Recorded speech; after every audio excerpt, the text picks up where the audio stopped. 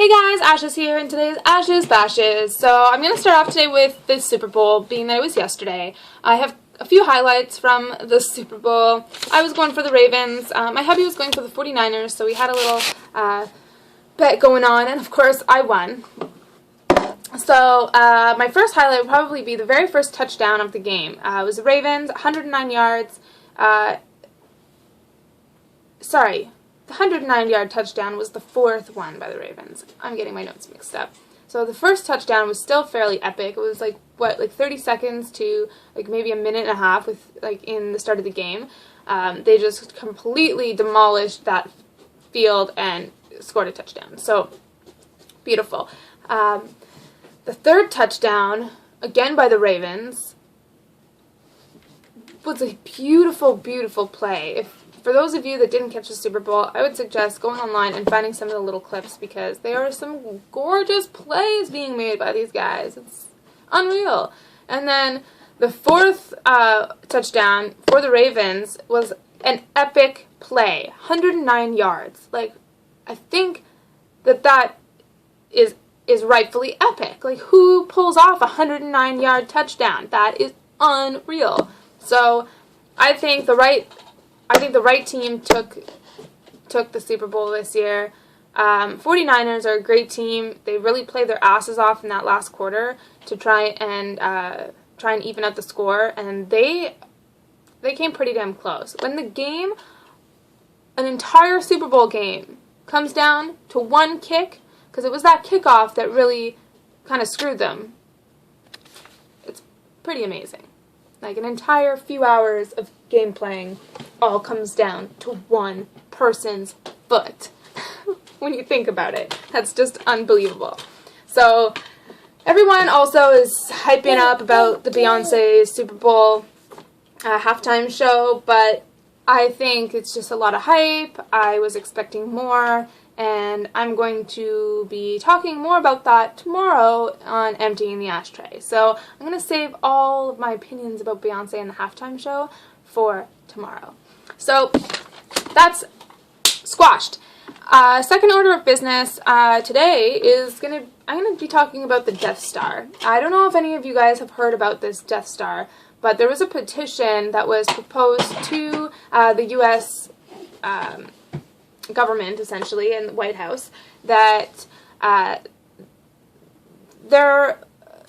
guess there's a lot of people that think we should build a Death Star, and by we, I mean our governments, as in Canada and the U.S. and that kind of thing, because I'm sure it would have to be multiple governments coming together to decide on something like this, not just the Americans. So this Death Star was something along the lines of 54 or 57 quadrillion dollars. Not just billion, but quadrillion. I don't even think that term has ever been used before in order to describe a monetary value to something. I've heard billion, I've heard trillion, but quadrillion? And you're going to spend 57 quadrillion dollars to build something that was in a Star Wars movie? Are we seriously losing it, people? Or is it just me? I get it. I get the concept. I think it's sort of a good idea to have something as sort of a contingency plan if ever we do get bombarded by meteorites or asteroids or anything like that. But the likelihood of this Death Star to, one, be functioning properly when we need it to be, two, to be effective enough to do anything, and three, to actually be completed by the time some said potential asteroid were to hit, is slim to none. Because we know, well, I shouldn't say better than anybody else, but we do know that things like that usually take a heck of a lot longer to make and build and, do than these petitions are proposing. So I don't think it's a good idea, especially when at the moment the U.S. is struggling and suffering enough with their economy and their financial situation. They really don't need to be spending $57 quadrillion on a Death Star that we may never even use because we don't even know if this is going to happen. And if it does, the likelihood of us surviving it are very, very slim. in all honesty, we're gonna die. If it were to happen that way, we're all gonna die. So let's just sort of let life happen as it's supposed to happen and not spend $57 quadrillion on something that we probably will never use. Squashed it. Now, I don't know if a lot of you are following the whole Lance Armstrong story, but this guy lied straight through his teeth to hundreds of thousands and to really millions of people. Cheated, drugged up, sued people for things that he knew he shouldn't be suing them for. Like, this guy is such a crock of you know what I'm saying? I used to be a big fan. I used to think that he was a very great athlete. I used to, have a lot of respect for this guy. And that all went down the drain because he's a frickin' loser. I'm sorry to put it that way, but for a guy like him being put in the public eye like that, to lie and skis his way through that type of situation when in the end the truth is going to come out. Like, there was no getting around any of that. And for him to think that he could get away with it was his first biggest mistake. But it's almost insulting to think that, all of his fans, all of the people around him, all of the different kind of agencies or other parties that are involved on the legal, side of things, to think that they're not smart enough and they're not going to put all the pieces together to essentially see your puzzle for what it is. Like, you're an idiot, buddy, I'm sorry to say, but you're just a plain dummy, because it all comes out in the end.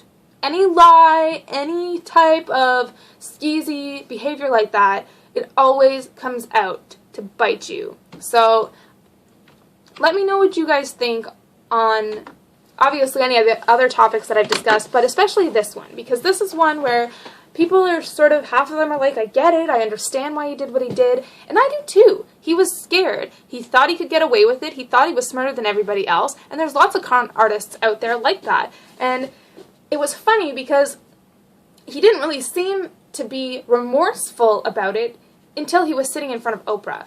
And it wasn't until Oprah's interview when I watched him and I saw, his body language and his facial expressions, and he, previously to that interview, really didn't seem to give a shit. Like, he was just saying the words that he needed to say, and he was apologizing and blah, blah, blah, because, he's a public figure, and he has a good PR guy, I'm sure, and, they all kind of tell him what he should say, and, what the right move is, and blah, blah, blah. But his body language wasn't really remorseful in any way until he sat down in front of Oprah, and she was pretty much saying to him, like, listen, you knew that you were lying, you knew that you were being a skis bag, and yet you still went ahead and tried suing people for things that you knew they were being honest about. Like, what kind of human being does that? And that's when it seemed to dawn on him that, yeah, I guess when you put it that way, I'm a skis bag. And then he started to kind of feel bad because he knows how good of a person Oprah is, and now him as a skis bag is sitting in front of someone like her, and it made him feel bad. Well, good. You should feel like a complete and utter ass face, because that's what you are. So I'd love to know what you guys think. You guys can tell that I'm obviously very strongly against how he went about things. I think if he were just to have been honest in the beginning and said, listen, yeah, I lied a little bit, or maybe not having lied at all, he could have just been completely honest and said, yes, I did do these drugs, it was wrong, here's my title, or here's whatever that you want in return for my lying and doing drugs, and here I'm going to prove myself to you guys and show you guys that, that was a one-time mistake, and leave it at that. But no, he had to go on with the lawsuits and all of this kind of stuff and make it so public and so dramatic, only for it to end up being all true, what all of these other people were saying and all these accusations, they were all true. So karma's a bitch, and he's gonna get his, so sucks to be him, but, you know, next time think about those things, and when you make your bed, you gotta lie in it, so have fun sleeping. Squashed it. My last one today is going to be something that I've been sort of following a little bit, well, as much as I can anyways. It's the story of the girl who was essentially gang raped. Well, some people wouldn't call it a gang rape, but I really don't know what else to call it, considering the amount of people that were involved in her demise, essentially. It was all over the news, and there was quite a bit, anyways, on it. I think there was like a YouTube video that was posted, and that's kind of what got the ball rolling, but a lot of people are essentially saying, either on one hand, that she put herself in that situation, and by going out with those guys, or going to party with those people, you know, and getting that wasted and being that vulnerable, yada yada, what can you expect? And then on the other hand, there are people who are saying, doesn't matter what you wear, what you say, blah blah blah, none of that should have ever happened. And I'm sort of in the middle. I'm in the middle because there's a lot of women out there who have this misconception that they should be able to wear whatever they want and not suffer any type of, I guess, consequence. I mean, that's not really the right word, but that's what I'll go with for now. Now, in a perfect world, we should be able to go out as women dressed like strippers, for goodness sakes, and it shouldn't matter. We shouldn't, you know, have to worry about getting any negative attention or derogatory attention or whatever. But we don't live in a perfect world, unfortunately, and as women, we need to take some responsibility for the way that we present ourselves. And men being how they are, being hardwired how they are, they have a very hard time. It's very similar to the way the Amish explain it. Cover yourself up, because when you don't, you're essentially allowing that man to gain these feelings and see things that are going to arouse him, and the more they see, the more aroused they get. And it's just like when, you know, a spark starts a fire. Sometimes it comes out of nowhere. Yeah, I get that. But it starts the fire, and then your whole forest is burnt down. Well, if you dress like a whore every day, yeah, it may not do anything, but it probably will. And if you don't want to get that type of attention, then you don't dress that way. And I get that a lot of girls really want to be able to, you know, wear the mini skirts and wear this and wear that, but think for a few minutes why you're wearing those things. And I used to be one of them, ladies, so, you know, a lot of you are probably going to get all upset and bent out of shape that I'm saying what I'm saying right now, but I used to wear the mini skirts and the sleazy clothes and, you know, dress provocatively, and I got the attention because I wanted that attention at the time. I thought it was great. I thought it was the best thing ever because it made me feel good because I was insecure and I had low self-esteem. And by wearing those clothes, it gave me attention from men as well as from other people, and that made me feel good. But it didn't last, and it was very, very fleeting. So when I'd go home at the end of the day and look at myself in the mirror, I'd feel cheap. I'd feel sleazy because that's what I was doing, and I wasn't feeling good about myself because of the fact that the attention I was getting wasn't as positive as it should be. So I started dressing differently, and with that came a different type of attention that I was proud to have people showing me, not, you know, disgusted by it. And yeah, I get it, you know, men are still going to be pervs no matter how you dress, but you get to decide how you present yourself to the world. So it starts within you, and it starts from you. So you can go and say and blame this, that, or the other thing as to why these things are happening in the world, but women, when it comes down to it, we know in our minds, personally, that when we go out of the house dressing a certain way, it's because we wanted to, and there was a method to our madness. So if you are one of those girls who dresses like a sleazeball, or, dresses very provocatively because you know men like looking at you like that, then don't be surprised and don't be offended or disgusted when somebody, catcalls you or, makes a comment towards you about you being a fine piece of ass, because when you dress like that, you're a throwback. And Steve Harvey, one of my favorite comedians, I'm actually reading his book, and it's right here, Straight Talk, No Chaser. He says it in this book even, as well as his book, Act Like a Lady, Think Like a Man, that there's two types of women. There's throwbacks and there's keepers. And it's like sport fishing.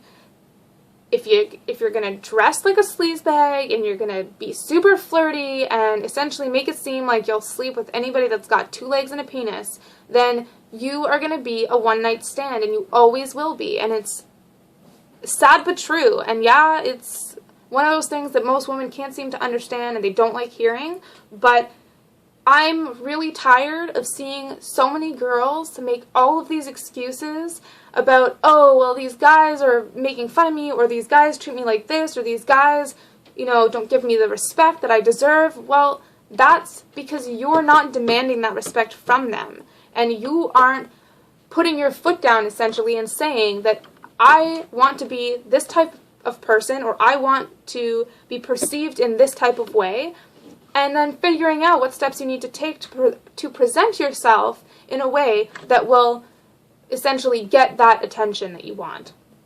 So when it comes down to it, ladies, and even men for that matter, think about how you want to be perceived. If you want to be classy, or if you want to be, held a bit more on like the upper class side, or like I think you all know where I'm going with this. If you want to be perceived a specific way, there's steps that you need to take, and there's a certain way that you need to present yourself in order to be perceived that way. Plain and simple. Just like for myself, I'm constantly being judged to this day because of the fact that I have half my head shaved, I have colors in my hair, I used to have tons of piercings, and I dress really funky and stuff like that. So I'm always being judged. I will walk down the street with my kid in his stroller, and I will literally have at least one person every time I go out look at my kid with this look as though, whoa, I feel sorry for you that you've got a mom that looks like that. And they assume so much about me as a person because of how I look. And they assume because I look young that I'm a teen mom or something like that, and that my child is essentially not getting his full sort of parental experience in life, and he's essentially losing out in life. But when it comes down to it, I've chosen to present myself in this way because it makes me happy.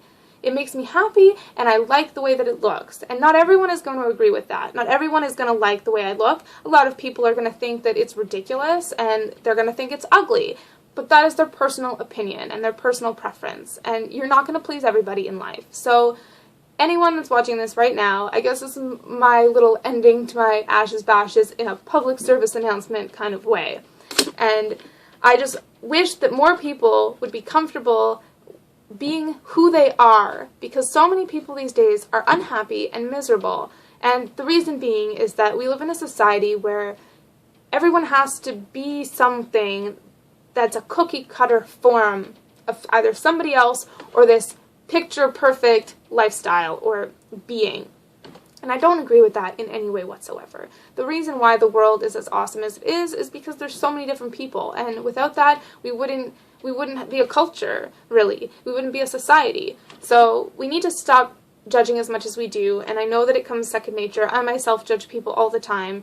And I try to justify it because, they're celebrities or they're people on TV or, whatever. They're strangers. But that doesn't matter. They're still people and they still have feelings just like I do. So at the end of the day, I guess pick your battles. You know what I mean? Be more confident in yourself and just know that presentation is everything for anybody. Just like when you judge somebody based on the way that they look or something that they're doing, just know that people are doing the same thing to you. So if you're doing something that's not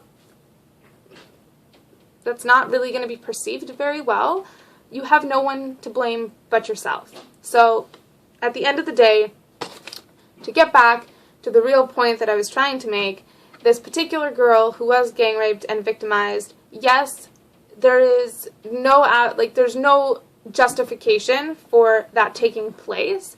I just wish that this girl would have been, I guess, a bit more educated and a bit less naive to think that by going to a party like this or putting herself in a situation like this, that, oh, well, those things won't happen to me. It's only on TV. There's so many girls out there that have this naive misconception that it'll never happen to them, but it could happen to any one of us, regardless of age, color, sexual orientation, clothes. It doesn't matter. It really, really doesn't matter. Unfortunately, the more provocatively you dress, just in my personal experience and my research, the higher the chance that you will get targeted, only because you got barely any clothes on and men cannot resist. And some men literally cannot keep their hands off you when they see you like that. So, and then when alcohol and drugs come into play, well, then that's just a whole other ballgame, people. So,